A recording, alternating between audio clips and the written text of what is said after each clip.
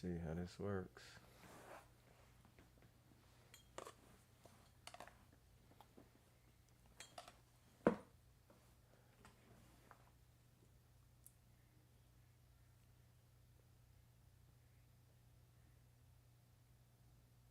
Hey everybody, we are live. Just double check my feed.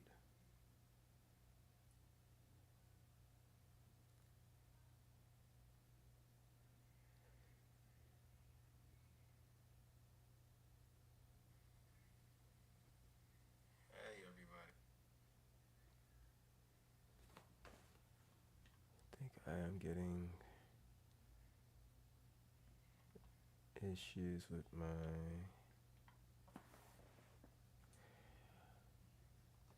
connection, so I want to work this out first before we really get into this.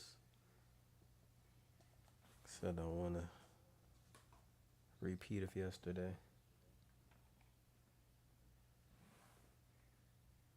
So this may be a trial run real fast to see what's going on.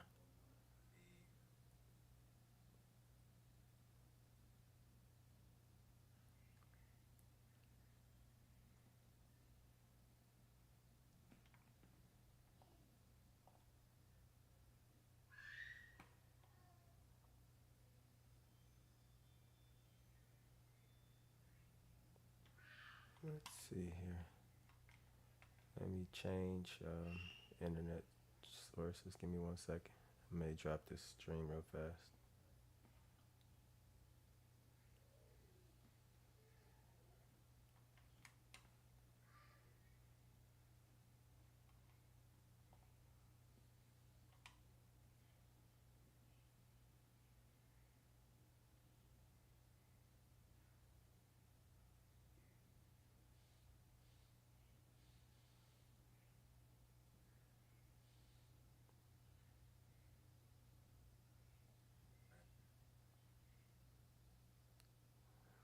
Let's see.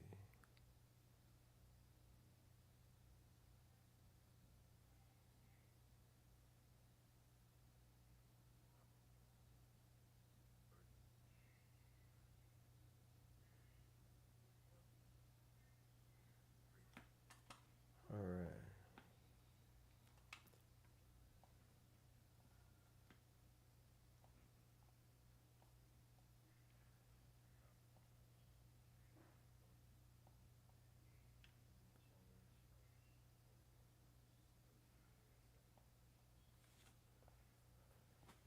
Okie dokie. So we might be running into. Might be okay.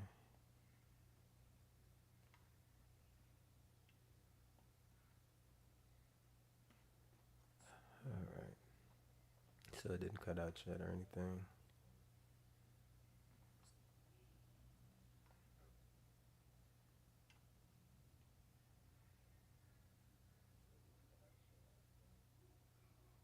All right, let's jump into it.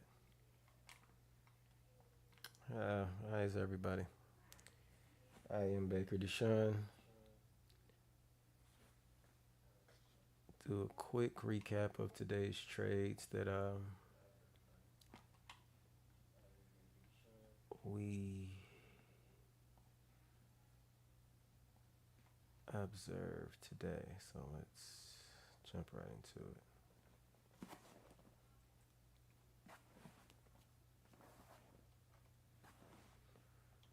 All right.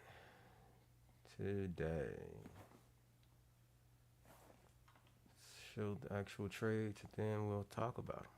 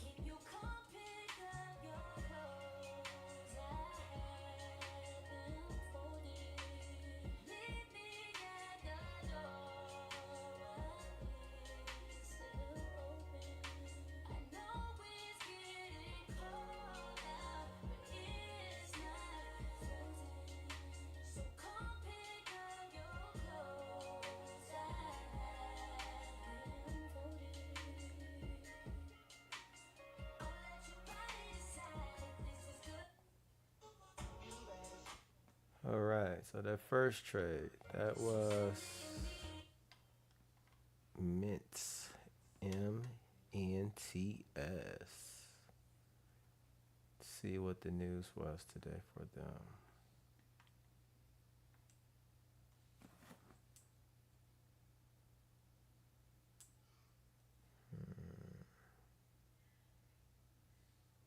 Damn, my battery would die. Damn iPhone. Alright, where would I get my news from? Pull up another page on the back end.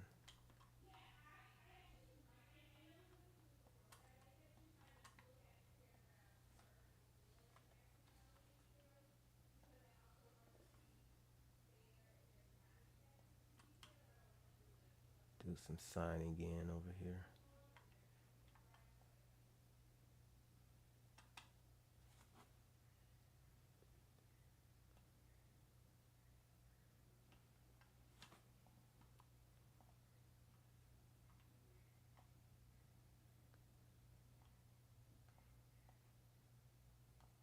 By the time I get in over here, my phone is gonna be back on. Then the phone cut out again. Come on now.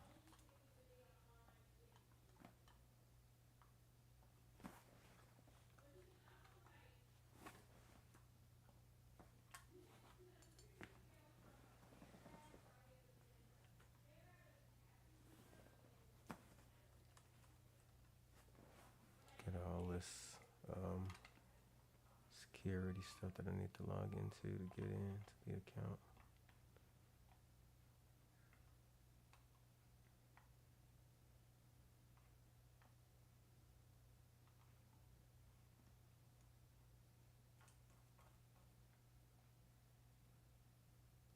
Just bear with me, gang, because my phone isn't staying on for some fucking reason. The charger isn't working. And it's keeping me from getting to see what I need to see.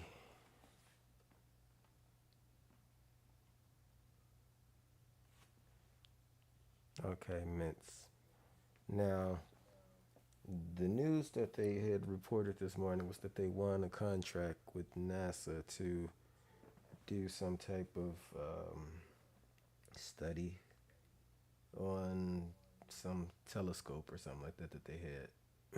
And it caused the stock to spike. Stock spiked about, let's see, at one point, like over 100% This shit is killing me. This phone is killing me. But either way, I'm about to throw it and break the screen again. Let's see, the time I took the trade was about 8:30ish.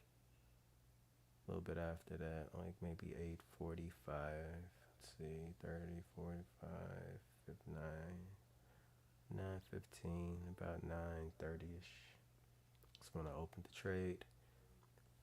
What I did to open this trade was basically I set a stop order.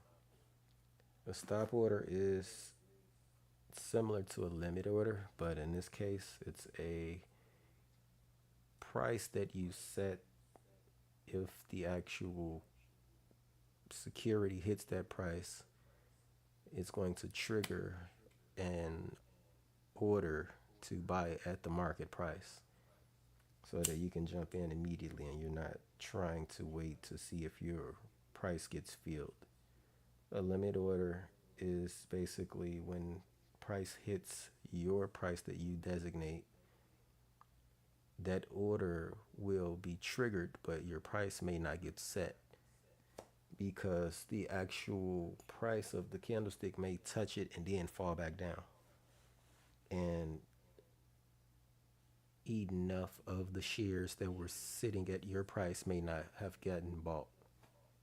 And your price will just be sitting there waiting to be filled, basically. With a stop order, once it triggers your price, if it shoots back down, it's going to buy at the lower price for you, which is what you kind of want. You want it to hit your price, fall, and then pick you up at a lower price, and then rise back up, basically rally back up for you. I'm not happy with this dumbass charger. And my phone like literally died from like 80%. It's like anytime Apple has some stupid ass update, it fucks with your phone. Like all of a sudden now my battery is like degraded and all this other shit, but that's here nor there. So let's open this back up and close it one more time. So right now, where you see this 100, that's the amount of shares that I bought. I bought 100 shares already. I'm in this trade. This blue line is my um, cost basis, was what we call it. But that's the price that I paid for the shares. Basically, I paid $2.03. So currently the price is sitting at about $2 a share. So it's below what I paid. So that's why you see a $2.50 loss right now, because the this dashed line is where the actual price is of the stock itself.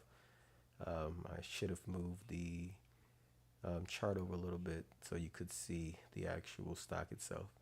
But what I'm trying to show you here is I'm going to open an additional 100 shares. So I'm going to have 200 shares. You'll see this buy 100 at whatever the price level was again. Once the price basically touched this area again, because it's going to fall, pull back. Then when it touched it again, I bought again. But after that, you're going to see another blue line come up here. That will be my stop order that I put in. You'll actually see on the screen as well, you'll see something that'll say like stop and all this other stuff. But then that's me actually putting in the price to buy at about $2.14. What I'm doing is essentially I'm putting a stop order at these wicks. The wicks are just like candlestick wicks. That's why we call these candlesticks. So this is the candle, this is the wick that you burn. What you want to do with the stop order, you want to set it in the wicks, because the wicks shows that there is the level of either resistance or support depending on the side of the actual wick. This level down here will be support. This level up here will be resistance, or the ceiling. You want to put your stop order in the wick, because what that shows is if the price actually breaks through that wick, that means that they're breaking through that resistance. You want to be set with resistance, because you want to see if they have enough volume to break through that side and carry that momentum up further. Same thing down here. You want to set like your stop order. If you're going to buy at the support, you want to buy it in the wicks, because you want to see, is there enough support to keep it from falling through this wicks. So if it doesn't and you get picked up, it can bounce back up with you. Up here, if it breaks through and you get picked up, it can continue to rally and ride up. So you're going to see where I actually set the stop order. Let's just show you that now.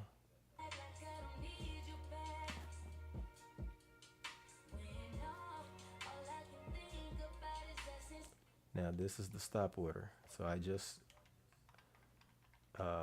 set the stop order, which you saw this little prompt pop up on the screen. It was quick though, but this is the additional 100 shares at the stop. That's what the STP stands for, stop.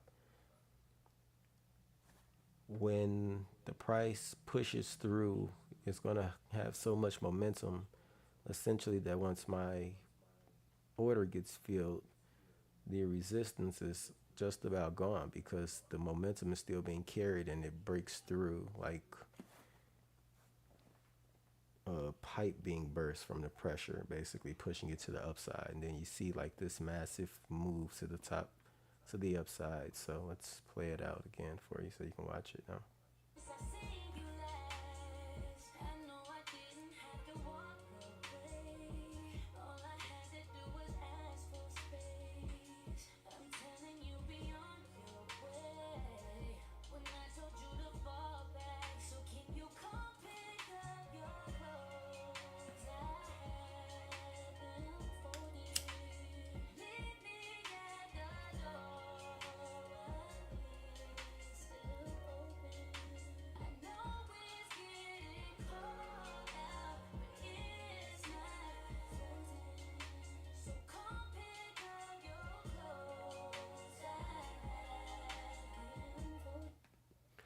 Right now, you see that the actual price is sitting in this wick. It already picked me up.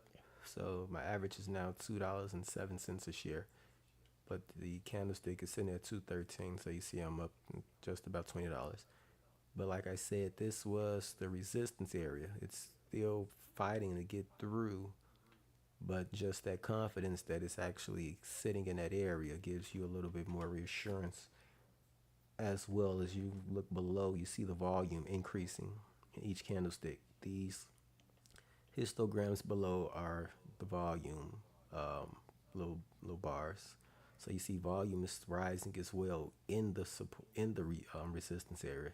So they're consuming what is basically set up here as a wall.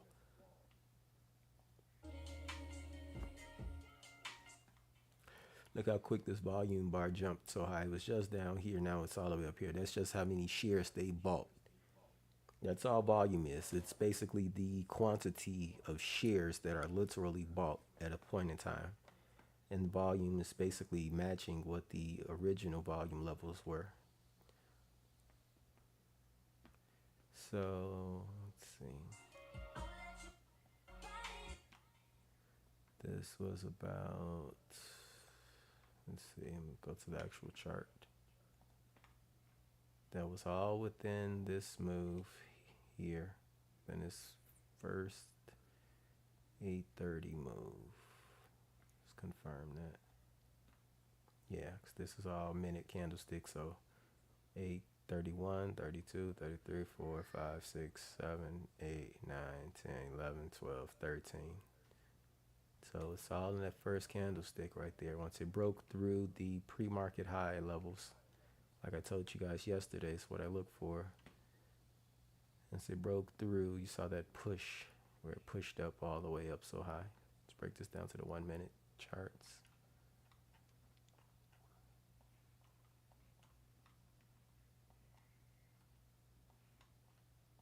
So here we go. So when it got up to these wicks, well, back here, this is the move where you see that massive candlestick.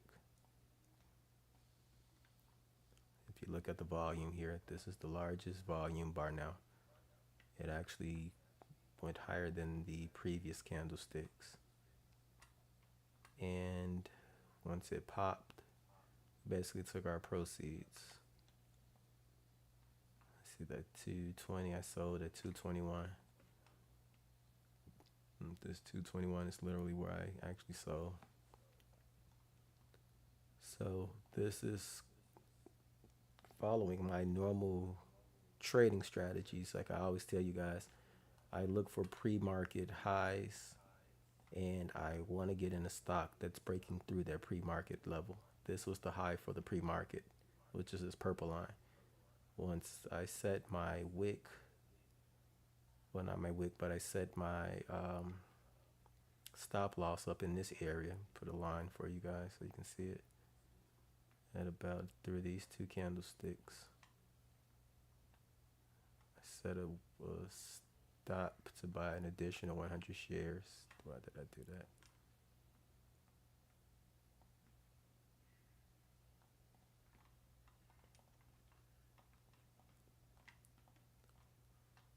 It broke through this level and continued to push up. And as I said before, the volume increased as well as it broke through. This was the high of day at that time.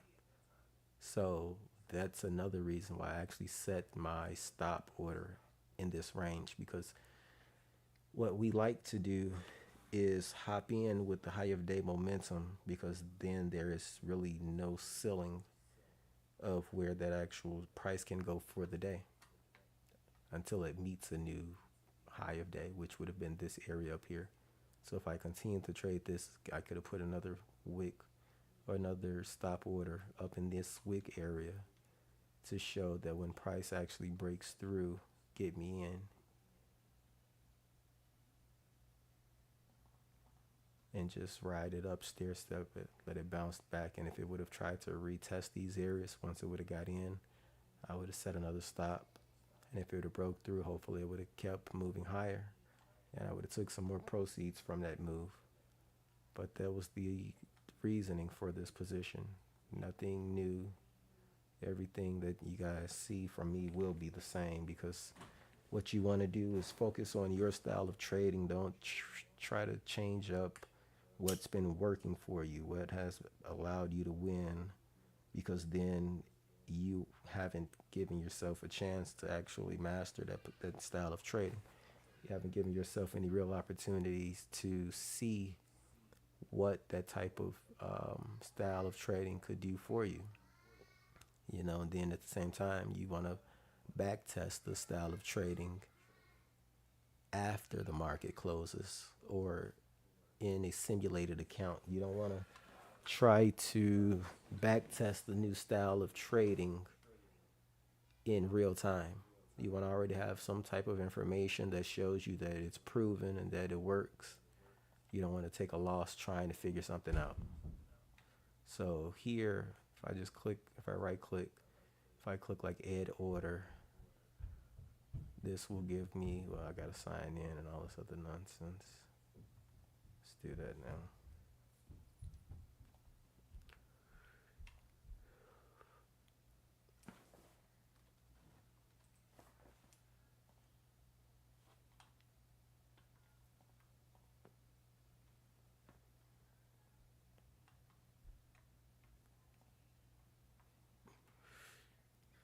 Okay, let's go back.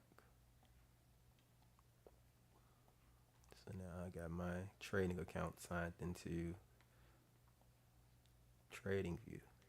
Now if I right click and I go over here and click this little plus symbol, but I can right click on this chart as well somewhere and go add order. Got it, whatever.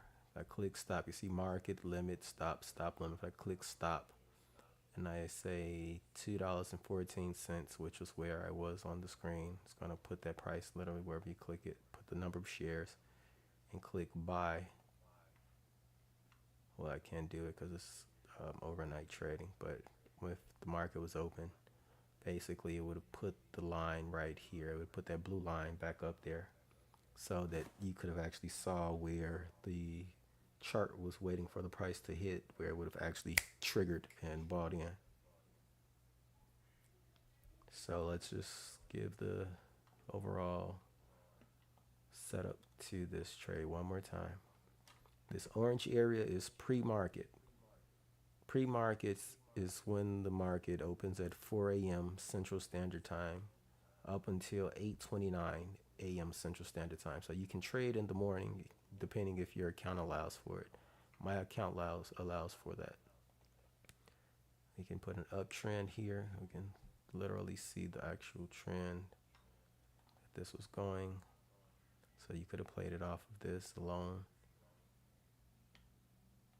I got in earlier in the trade when the market opened and bounced off of this pre-market high.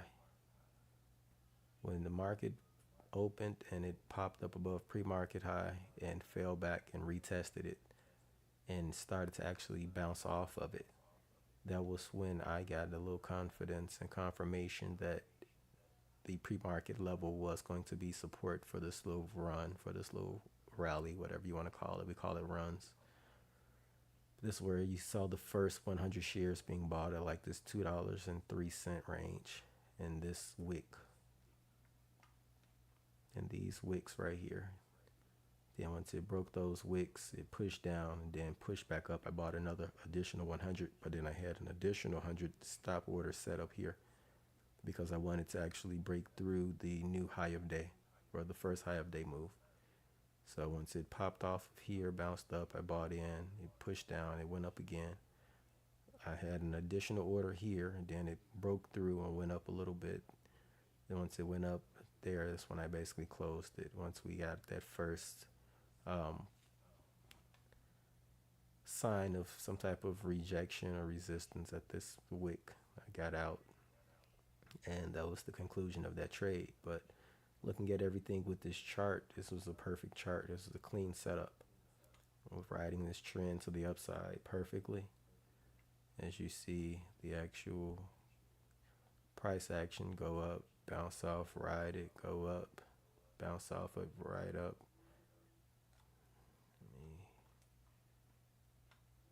Let me do that one more time.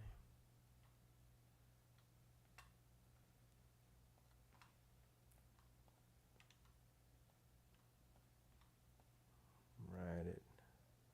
Got a new high, got a higher low, got a higher high, got a higher low, got a higher high, got a higher low, got a new high, got a higher low. Then you started getting these lower highs, lower lows, lower high, lower low. So you see how the actual pattern just played out for itself. So you watch these stair steps: low, high, higher, low, higher, high, higher, low, higher, high, higher, low, higher, high. Just those steps alone lets you know that this is um, an accurate uptrend. Volume, see how much more volume was in this move, comparing these heights of these bars compared to pre-market areas. Volume had picked up heavily. So that was showing you that there was traction and momentum in this move going up. You got your MACD. Your MACDs are green, which is this green little area down here. The MACD is basically showing you that the trade is playing out. It's favorable for you. You have, let's see what else we got. We got the RSI overbought, pulled back, and it's bouncing off the overbought areas. These overbought levels are areas where you need to show some sign of concern, because then you're wondering like how much more is this move going to continue before it has a pullback. Every time you saw it go up, it pulled back again. So once it went up to this overbought level, this is where we saw it pull back and retest the pre-market highs. But then from there it bounced up, and you started seeing the RSI start pulling back up again, as well as the MACD went dark green again. So this is another area to pay attention to. You look at the changes in the color of the MACD, showing you who's winning and who's losing. So bulls are winning, bears are winning, bulls start winning again, bears are winning, bears are still winning, bulls attempt, but bears take over, bulls attempt, bears take over. Then it gets pink over here. You see the bulls start coming to buy back in again, but it's just trading sideways. The bulls are keeping it up, even as the bears are trying to pull it back. The bulls are keeping it up. They're keeping it at a certain price point. Then the bulls start really taking back over as it starts to push back up towards the EMA, and then eventually the bulls really take over and it pops back up again. I got back in this trade again, eventually once it actually retested this again. I'll show you that trade as well, but I'll show you that was my third trade. I'll get back into that trade later. So let's just play the trade out in its entirety one more time, and then I'll just jump to the second trade.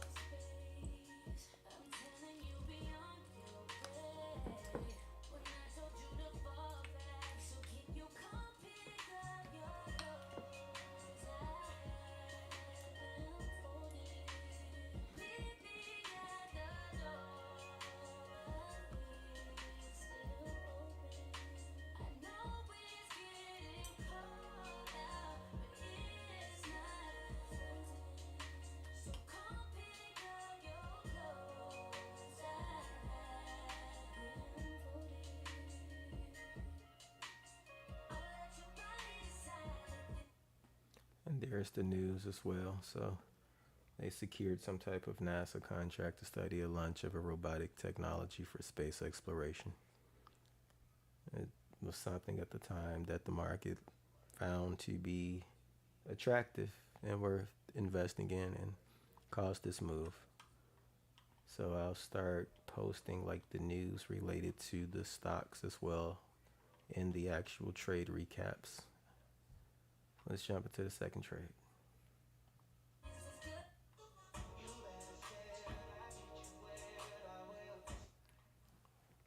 Now here you see I got the stop orders set. I got two stop orders. Got one set at the wick right here. Have an additional one set at this wick up here at the high of day.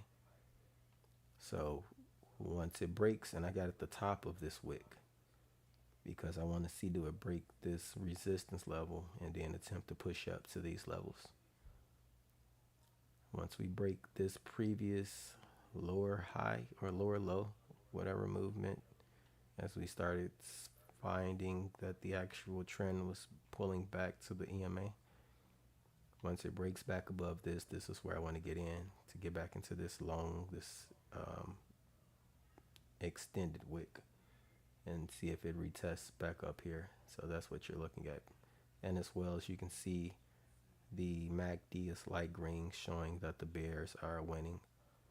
So when you have so many consistent light green candlesticks in a row, you want to watch and see at what point in time do the bulls take back over, because the bears could not pull this down quick enough to make the MACD go red. That shows a little bit of support by the bulls. So this is what we're paying attention to. How fast can they turn this from green to red?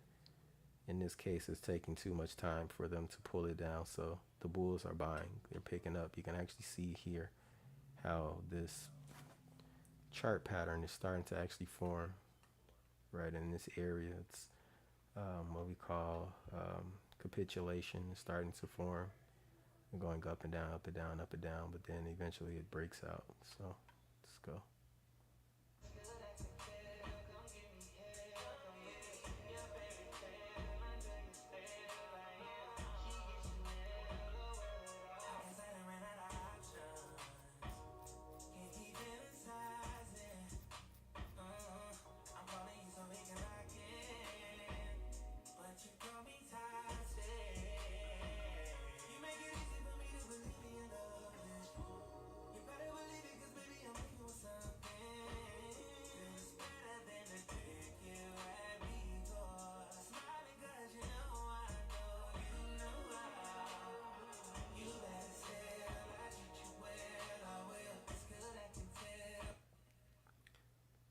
Once again, once it broke through this high of day, had so much volume. Look at the volume candlestick here. It's histogram.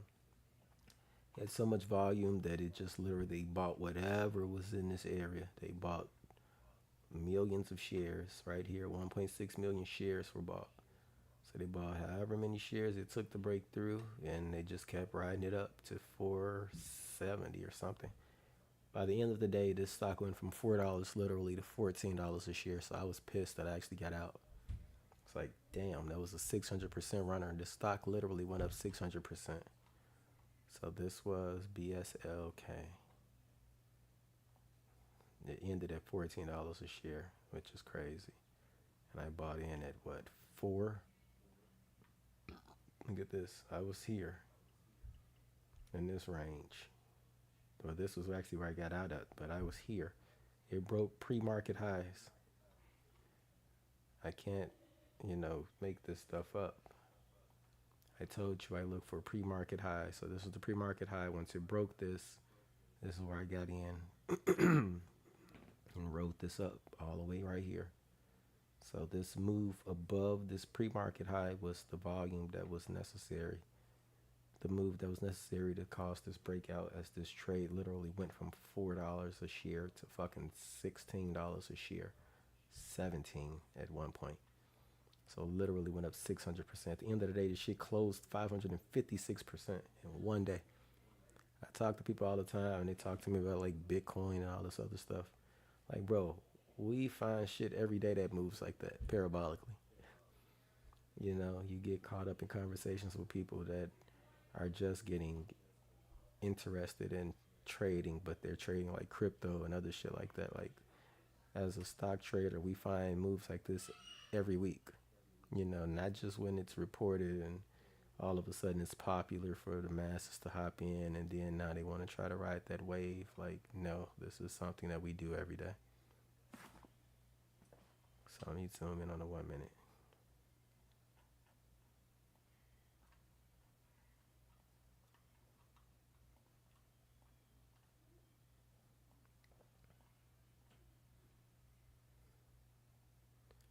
So we got in around this area here. It's 906ish. Once it broke through, this was that move. So we got in literally right here. This was that capitulation area that we watched in the video.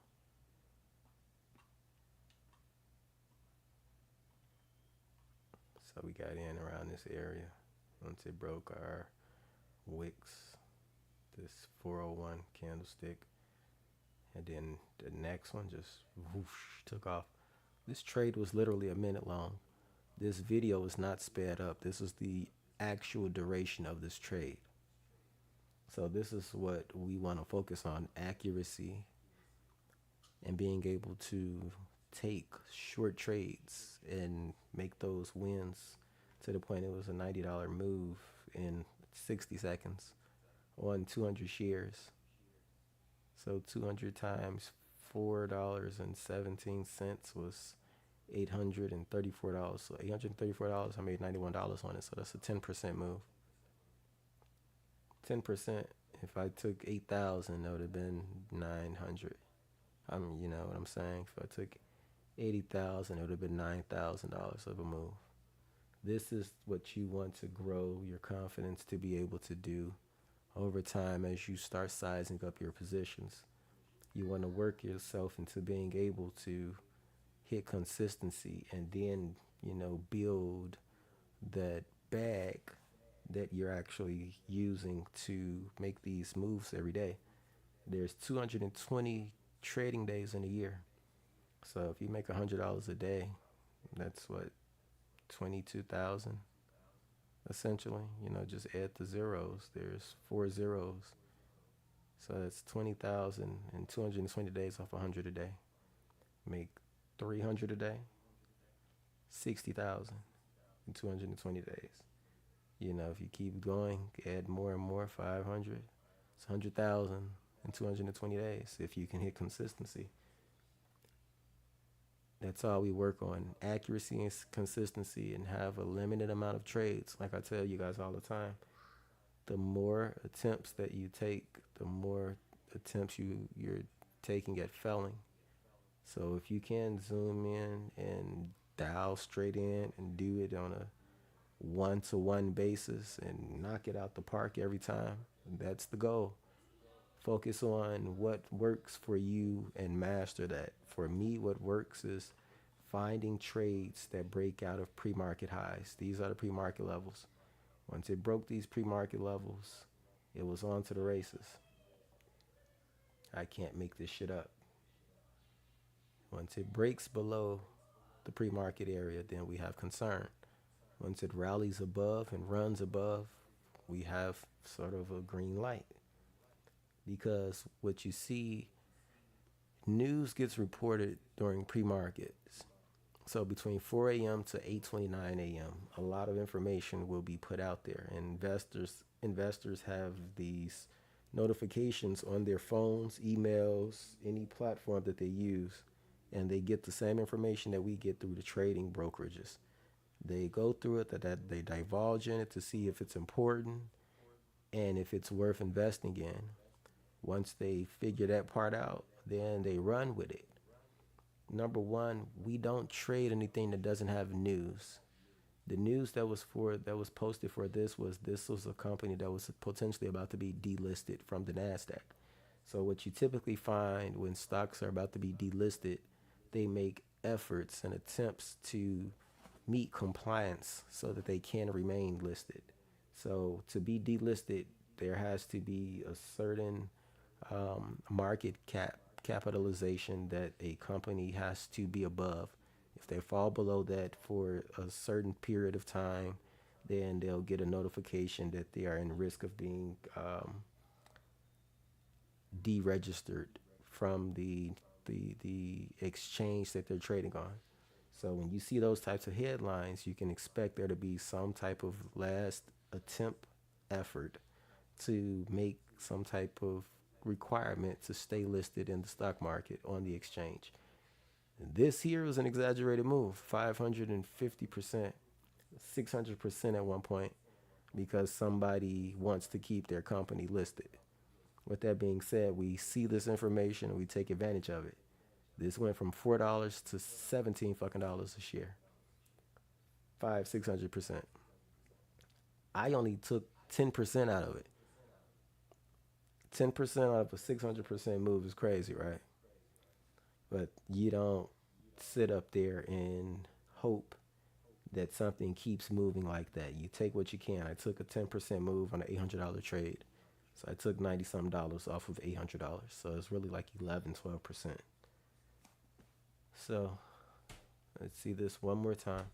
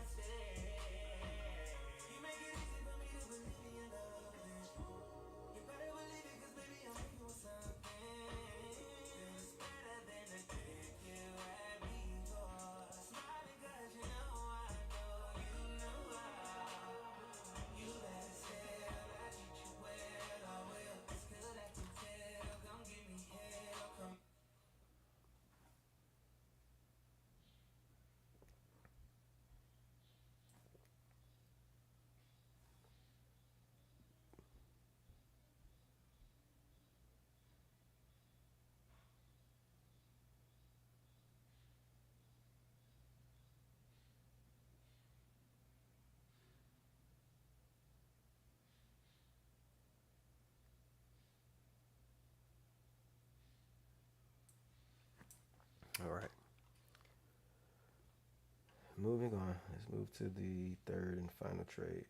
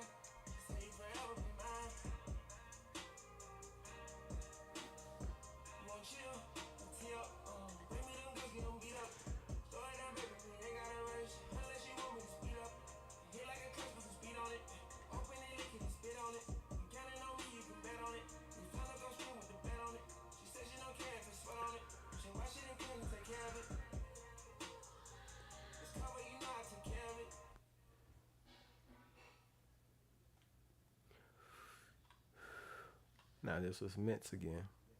MNTS. This was about 2 o'clock in this range.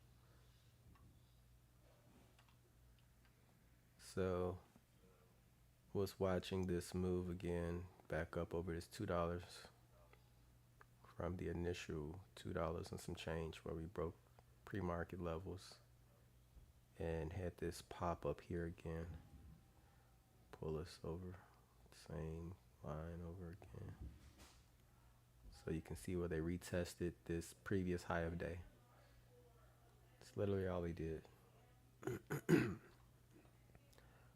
So when we got in, it was a little bit after this move right here. Had my stop order set.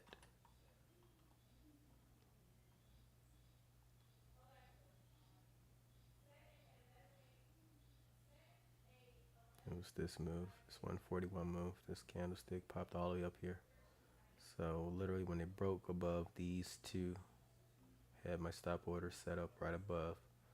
When it broke through, it popped up. Look at this volume bar. That's crazy, right? How much actually moved. It was 2.23 million shares were bought. You can see right here, this little VOL is volume. So 2.23 million shares were bought. Had my stop order set literally above above the wicks. Make this taller. Excuse me.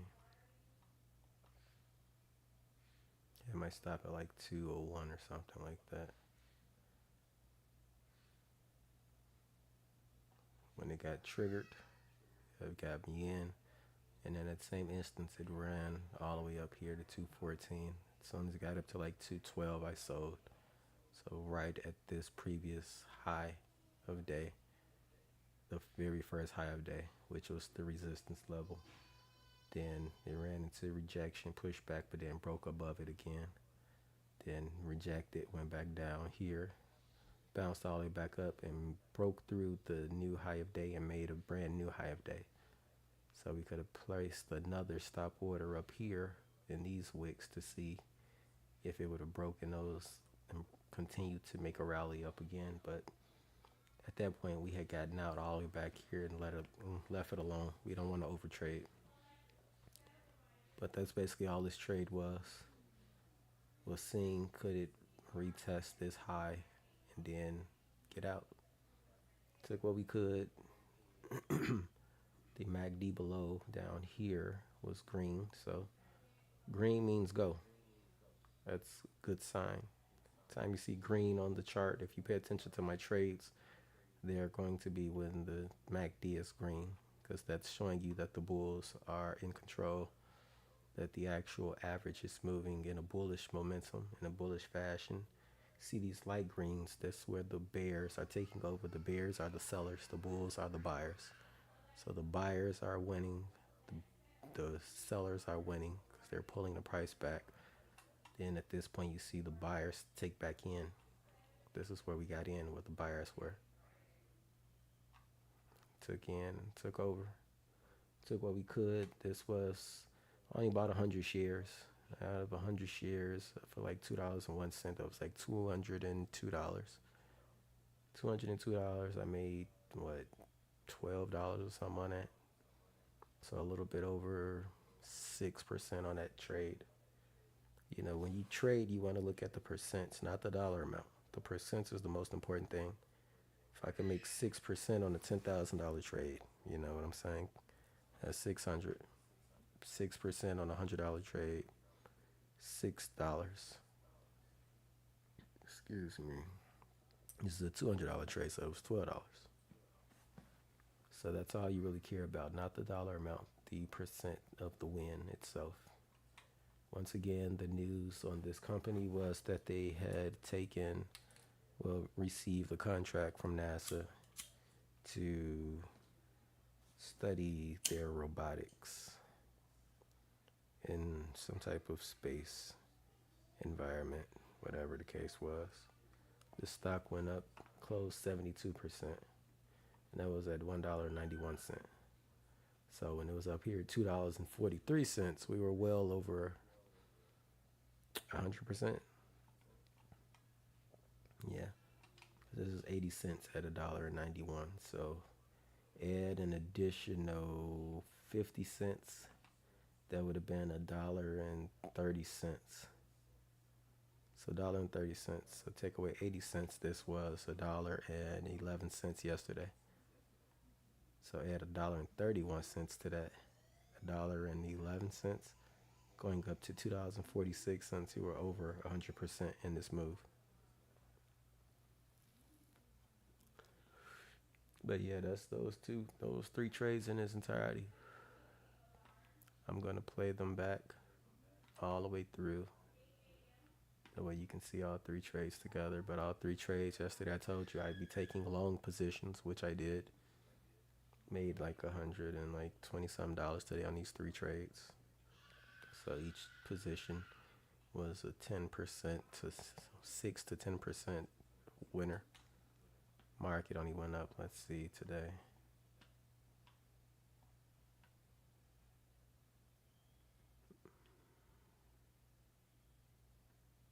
The market was actually up 1% on the Dow Jones, 0.15% on the Nasdaq. Let's see. S&P 0.34%. So we well greatly outpaced the market, 6 to 10%. Like I told you guys yesterday, as a trader, that's what you want to do. Can I outpace the market today? Or should I just buy the index itself?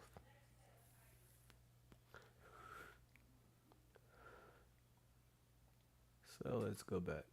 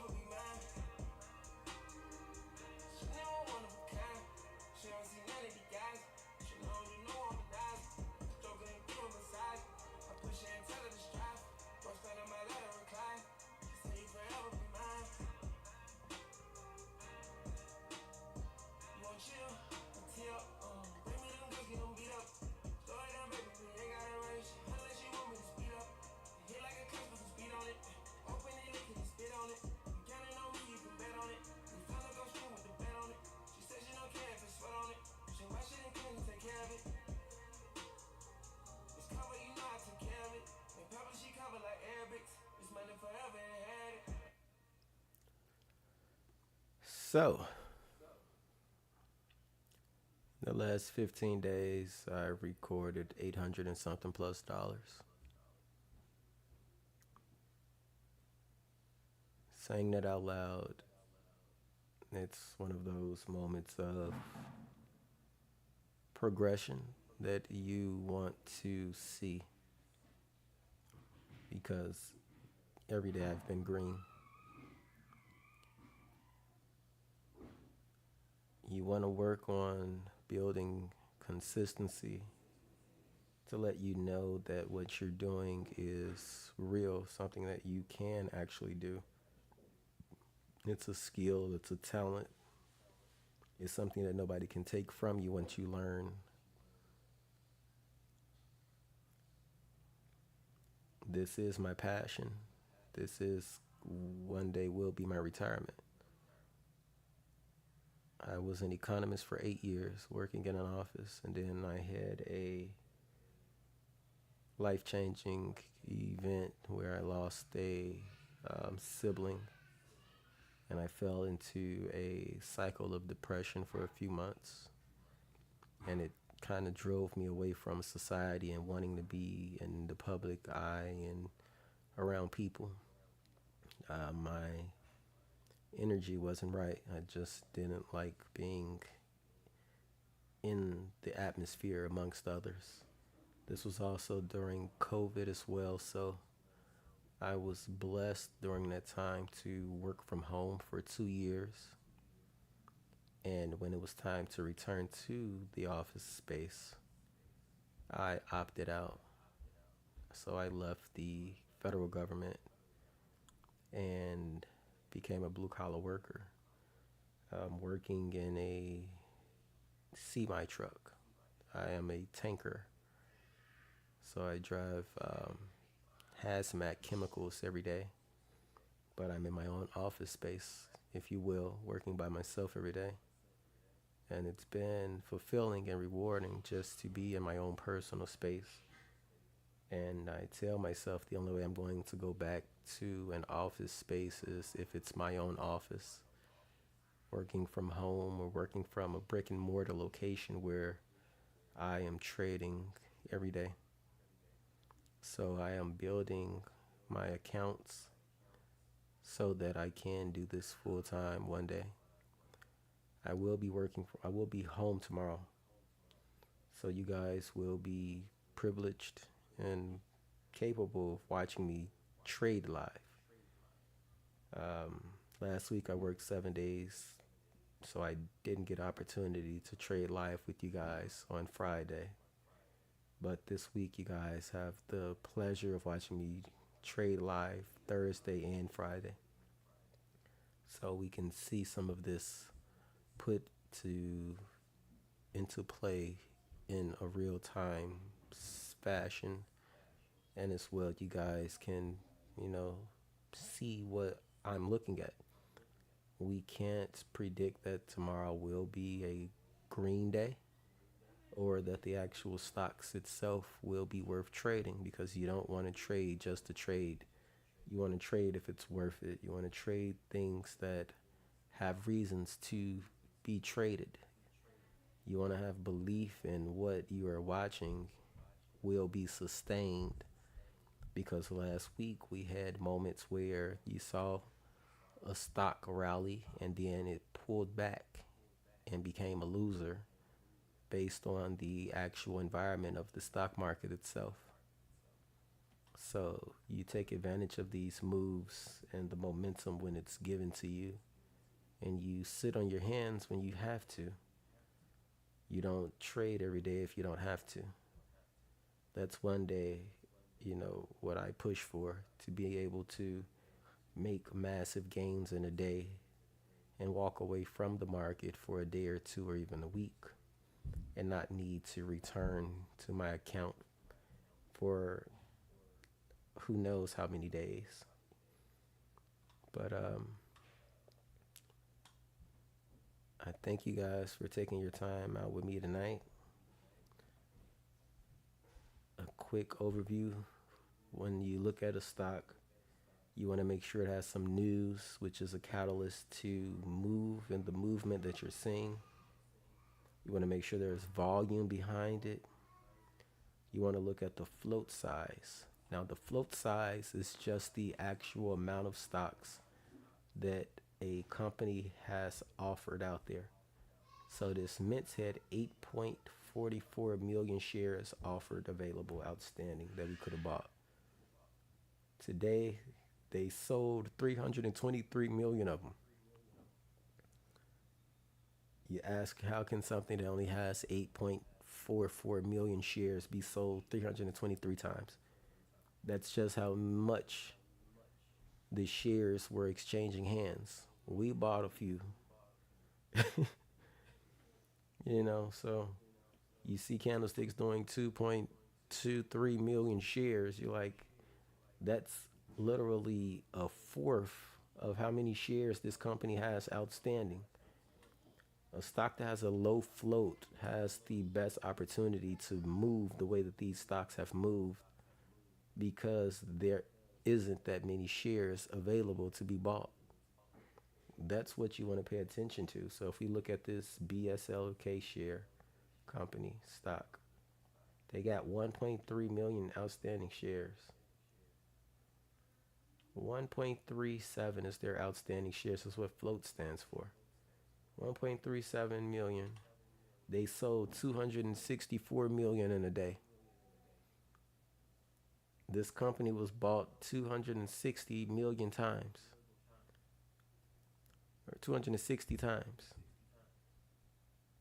They literally bought this company out 260 plus times in one day. So you got news, you got the volume, which we're seeing, we got the float size. When I look at float size, I don't want to trade a company that has more than 20 million outstanding shares. If it has more than 20 million outstanding shares, then it's going to be hard for that price to move because it's literally going to have, it's going to need this amount of volume, but there's still a lot of shares that are capable of not being traded. We want to be in something where one person can literally buy a whole company out 260 times and play with them. Like I tell you all the time, this is a fountain. We just want to stick a small cup in and pull out a cup full of gold coins. That's all we're trying to do. If you're putting 260 times the value of this company in a platform, I just want a chunk of it. That's it. That is all. Let's see. We got outstanding float size. Want to look at the price of the stock. You don't want to buy something that's too expensive because then that takes away the amount of the shares that you can buy at one time. When you buy stocks, the most important thing is the value, is the amount of shares that you buy. It's something, if you got 100 shares and they move 10 cents, that's $10. You got 1,000 shares, it moves 10 cents, that's $100. 10,000 shares, that's 10 cents of a move, that's $1,000. That's 10% based on that price if it's $1 a share.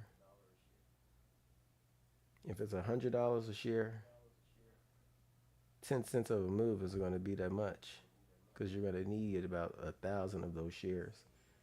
But it's really based on the amount of shares that you can own. If you can own 100 shares times 10 cents, that's $10. Like I said, 1,000 shares, $100, 10,000 shares, $1,000 in a 10-cent move. If I'm blessed enough to buy 100,000 shares for a 10-cent move, I'm comfortable with a $10,000 run. That's what you're watching in the market when people buy a million shares and something moves 10 cents. They just made $1 million in a 10 million move. In the 1 million move, they just made $100,000 in 10 cents. The market moves $5 trillion every day. Every day. This is what you're watching. This is why the top 5% of the population own about 60, 70 to 80% of the stocks because they have the money. When people wonder why the stock market will always be resilient, what you have to remember is every week or every 2 weeks, whenever you get paid, if you have a retirement plan, a 401k, a pension, mutual funds, IRA, whenever your contributions are collected, they are put into the market.